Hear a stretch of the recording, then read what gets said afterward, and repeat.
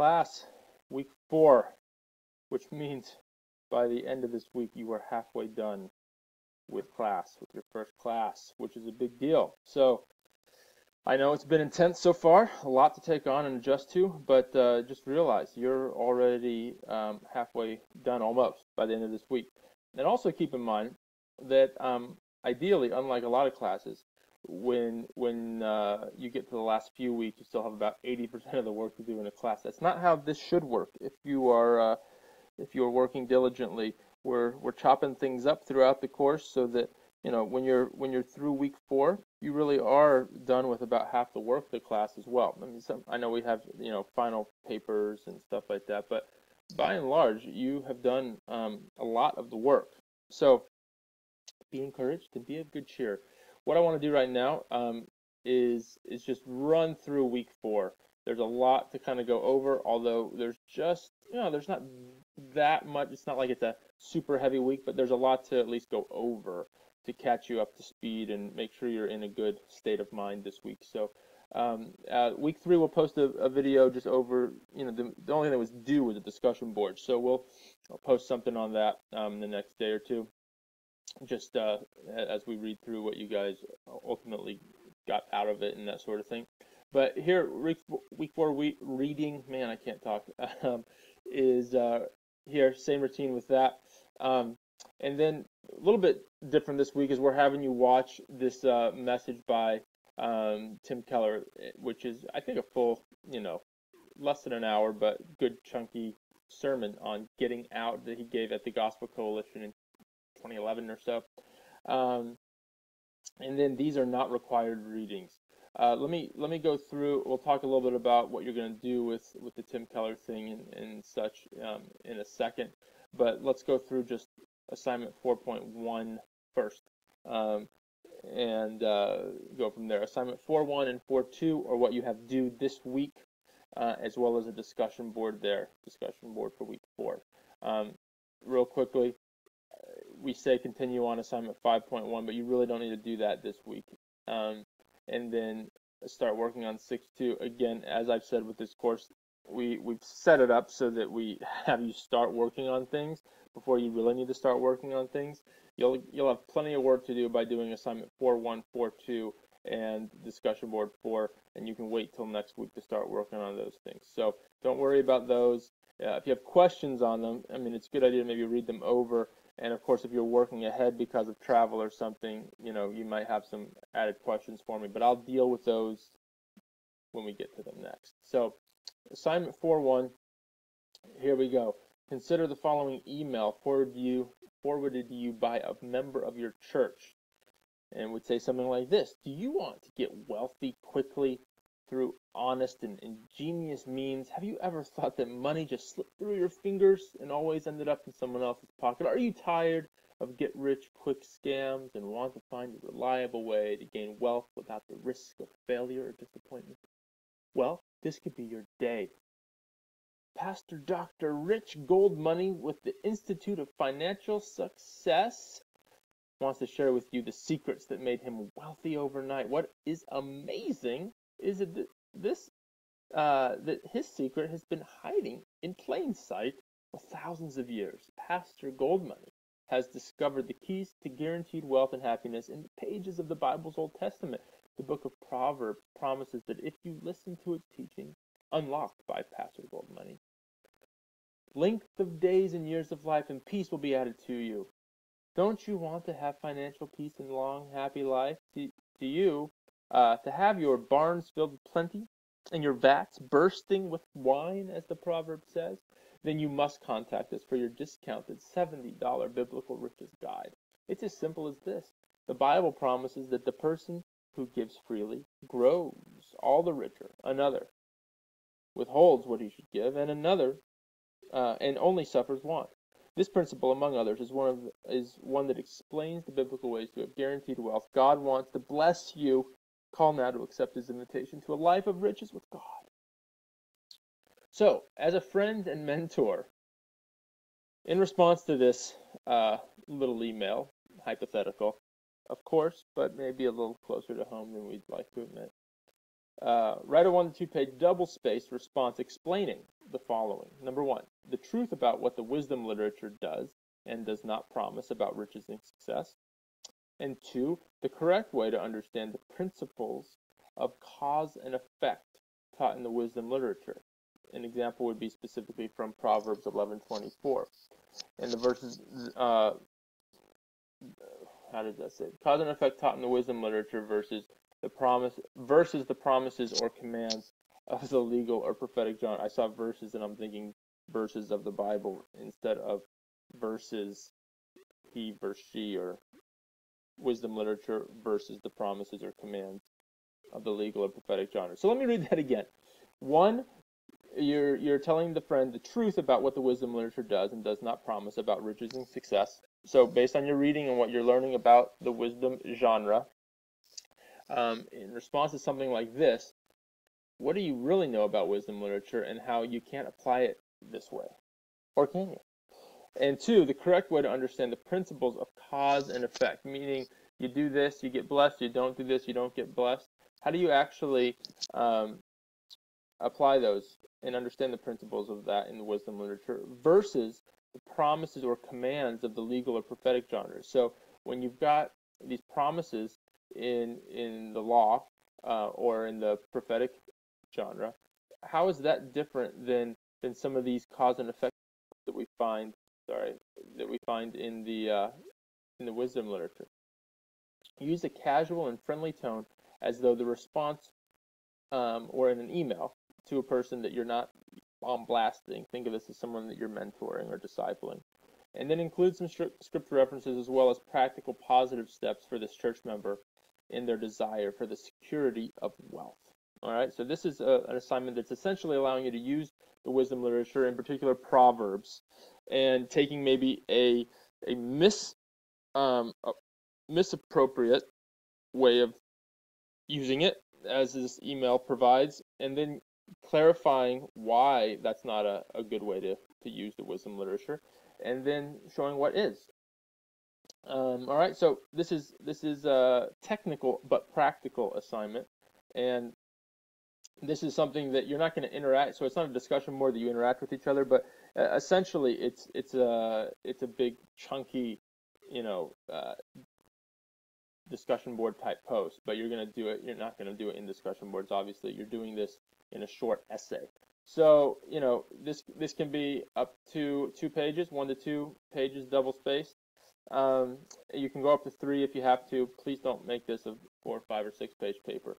And follow the instructions, and you should get full credit for it. We're not going to give you tons of feedback unless you are missing it completely. What we'll probably do at the end of this week is we'll just give an overview of this, because there's a lot of opinion here where you're giving your own kind of feedback. We are looking for some that you're interacting and understanding the wisdom genre and that sort of thing.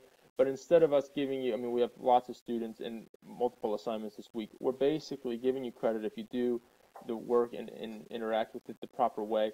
And then at the end of the week, we're going to give you, here's ideally what we were looking for you to do, and here's why you might have gotten a few points taken off here and there if you didn't emphasize these type of things, okay? So that's assignment 4.1. Now, 4.2, which we've been going back and forth about how you don't need to start doing for so long, because we've been telling you that even though your Blackboard has told you to start it, you didn't really need to start it. So the easiest way for me to describe assignment 4.2 again is just to flip over here to the syllabus. So if you go up here to the syllabus and schedule, click that. Then go up to 4.2, okay? So in 4.2, what you're doing is, okay, sorry, I had to pause there for a second. That you might not have been able to tell that I paused it. But okay, so the step 1 for the 4.2 part of the Old Testament thematic analysis summary is submitting a 1-page document that includes your theme, your thesis, and a bibliography of resources that you plan to consult. This is all going towards your assignment 8.2, the Old Testament thematic analysis final essay, right? Okay, so that paper is a 6-page double-spaced paper that studies a single biblical theme that is taught in at least 2 to 4 select Old Testament passages. I'm not going to go through all of this right now. Feel free to read that. We'll talk about that more. But essentially, we have here possible themes. I am going to mandate that these are your themes. I've just found that as we make things too broad and flexible for first-year students, it's just not helpful. It's easier to give you guys some riverbanks and some requirements. So these are the themes you can choose from. So you can choose judgment, grace, redemption, salvation, faith, and hope in God. Okay? And those are themes that are present in the Old Testament, but obviously they relate to the New Testament theology, don't they? Yes, they do. So in your 4.2 portion that is due this week, you are going to choose that theme, okay, one of those themes, and then you're going to give a thesis statement about that. Essentially, what are you going to accomplish in your paper? And if you need help on what a thesis statement is, Google it, my friend. You need to know what a thesis is, and so you're going to give your thesis in this paper, and then a bibliography, which is 5 reliable resources, at least 5 that you plan to consult for your paper. As you can see down here in 8.2, sorry to keep flipping back and forth, you have to use at least 5 published academic resources with full MLA style citations and a works cited page. So you don't, obviously in your thesis statement, you're not going to be giving MLA citations, but you're going to need to be sure in your paper that you're using MLA to cite your work and that sort of thing. So the 5 published academic resources means that this is not blog articles by pastors online. Your best bet is to use Atla. And let me just go ahead and do it one more time to show you probably the easiest way to do that. So let's say that you wanted to, well, let's just go to Atla real quick. So I'm gonna open up a new tab. I'm gonna go to My Moody. This is gonna be a long post today, but at least you are going to know exactly what to do. Here's students. So if you're a student, you go to your student tab, all of your students, you go to home, then you go to Atla. Once this page opens, Atla opens, and then you're going to, I'm already signed in, so if you're not signed in, it'll have you sign in. And you can do something like just type in judgment, and these will all be reliable academic published articles. But as you see, you'll get a long list of different types of things in different books. So rebellion and God's judgment in the book of Jude. That would tie in to your paper if we use this one. It's an Old Testament book, right? But it's just in the book of Jude, right? And you're looking for a theme of judgment throughout the entire Old Testament, right? And you're only using 5 resources. So maybe if you were doing like a massive research paper or PhD work, something like this, when you were analyzing judgment in every Old Testament book, would be helpful. Now, something in Deuteronomy might be okay because you get a lot of the main themes in Deuteronomy. Jude is a little bit more of a specific, prophetic book. So you might be able to use an article like that, but just be cognizant that it is on a specific book. So something as James, as social gospel, no, you wouldn't be able to do that. I wouldn't probably do something like that. So here's a way to let's Old Testament judgment. Let's put theme keyword in there. See what that comes up with. The judgment of God in the Old Testament. That is very likely a good article to get the theme of judgment in the Old Testament. Divine judgment and the warming of the world. Probably not. The historical and legal judgment of the Old Testament scriptures against slavery. Probably a little bit too specific. common tradition. You know, you see it, you probably have to get through a lot of things here. You might have to change it. So you see how this is kind of how I've just spent a couple seconds here exploring how you would take a theme like judgment. This one might be interesting. The transition of the Old Testament day of the Lord into the New Testament day of the Lord Jesus Christ. That could be. I'm not saying that is spot on for the theme of judgment, but could be. Now what if I take out theme, because a lot of these messes with it when you put something like that in. If I just push that same one comes out. Biblical prophecy, a scribal enterprise, the Old Testament prophecy of unconditional judgment, considered as a literary phenomenon. That could be something that might work, to be honest. I find this really interesting, is it only gives us 5 resources when I type in Old Testament judgment. So you might have to mess with that quite a bit more. So if I put just judgment and theme, giving you some ideas, and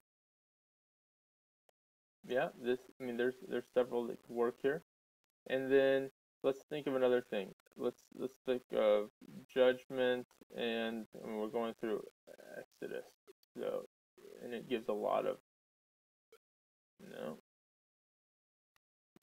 let's see what it says about Genesis. If you use some of these books and see what it comes up with.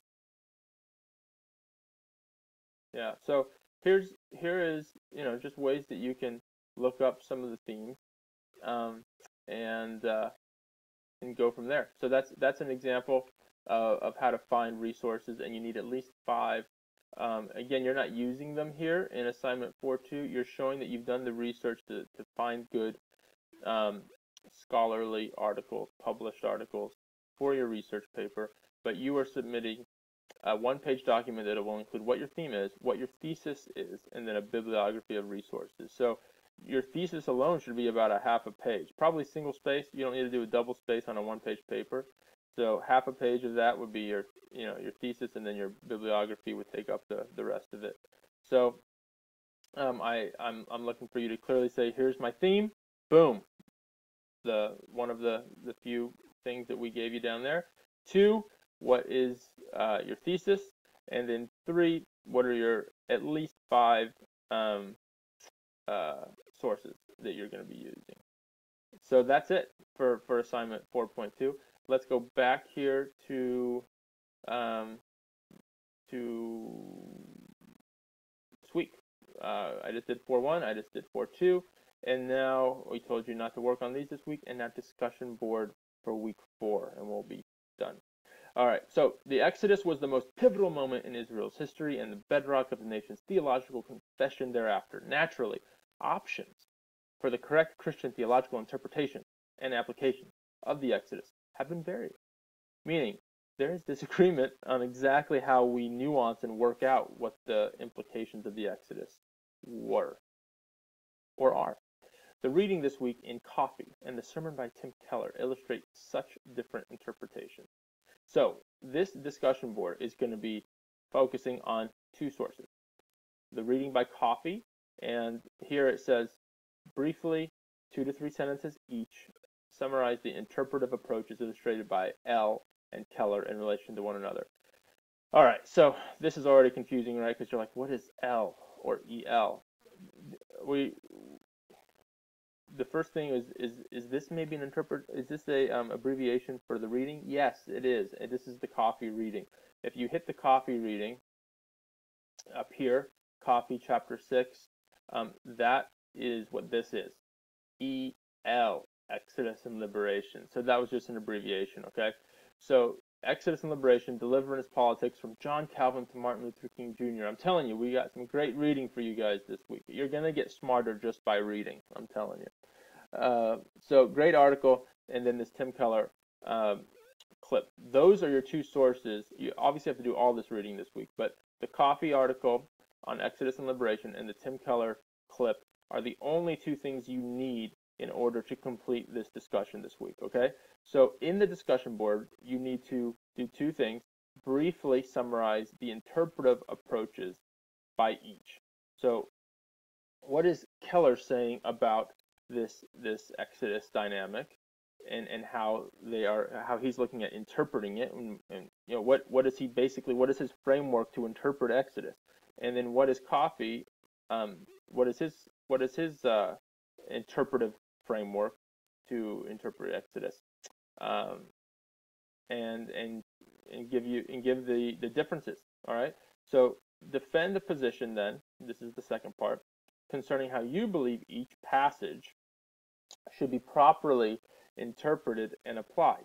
Discuss factors that influence your decision. For example, questions of the genre, the Old Testament applicability for the New Testament, Christian original meaning, existing theological commitments, etc. So you don't have to do all of those, but those are the types of factors that would influence your decision when you defend a position concerning how you believe each passage should be properly interpreted and applied.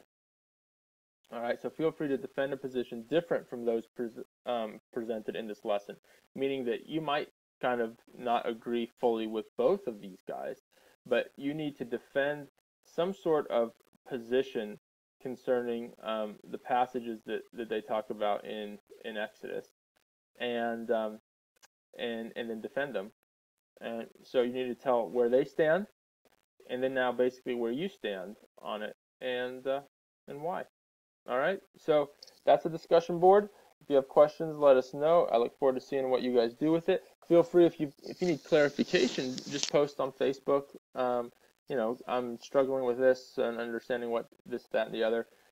Yeah, just ask and help each other. Obviously, feel free to ask me as well, but I want you guys to utilize each other as you discuss this. That's the whole point of a discussion board, is that you as a class are working through things, helping each other, not necessarily relying on me to give you the best answer. All right, so that's this week. Have a great week. Talk to you soon.